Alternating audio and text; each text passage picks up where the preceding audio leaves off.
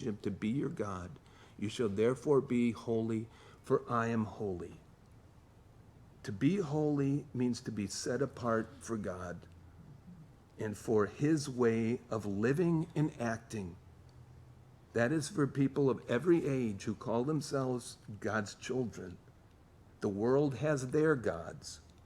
Even if someone says, I don't believe in God, something still controls the way they live and they act. It might be money, it might be politics, it might be pleasure, it might be fashion, some kind of ideology. You go downtown, you see people screaming in these protests, and you ask them, so do you worship God? I don't even believe in God. Well, what are you representing here? You're representing some ideology, something that you are so passionate about, dude, that you come down here and scream at people. Their God dictates to them how to live and how to act.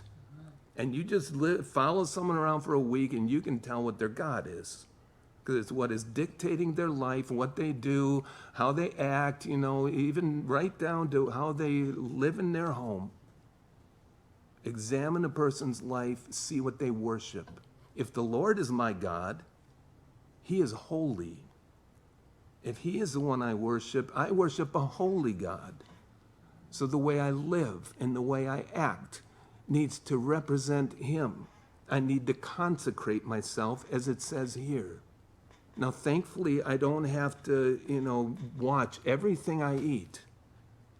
I have a much deeper relationship with the Lord. He speaks to me through his word. He shows me things in his word. He speaks to me through teachers I'm listening to. Whatever, God is speaking to my heart. I'm not just having to, look at, what I'm told. Dude, I touch that thing, now I go walk in a mikvah bath, come out, and so I can be right with God again. If I do sin, if I do blow it, all I got to do is confess to God. If I confess my sin, he is faithful and just to forgive me of all my sins. God, forgive me. And he says, you're forgiven through Christ. He who was bathed needs only to wash their feet, Jesus said to his disciples.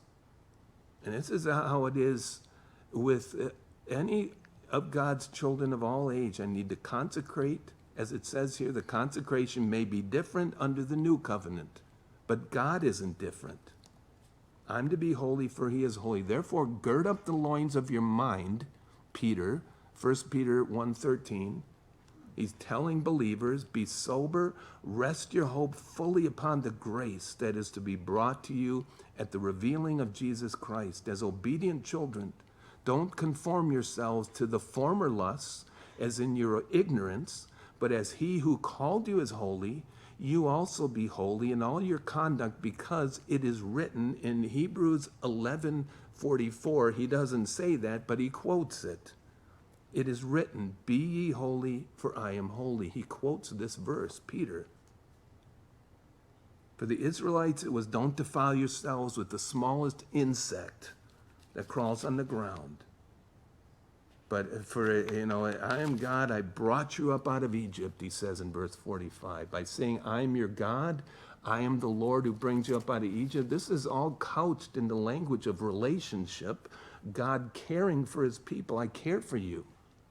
I delivered you out of bondage of Egypt. I'm not going to put you back into tyrannical bondage. I'm doing this for your own good. They cried out to him.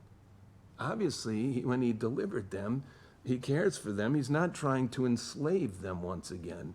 He's seeking to free them from the self-destructive behavior and the practices of the world, as well as eventually free the whole world through their, following him and being a witness to the whole world, which Israel is.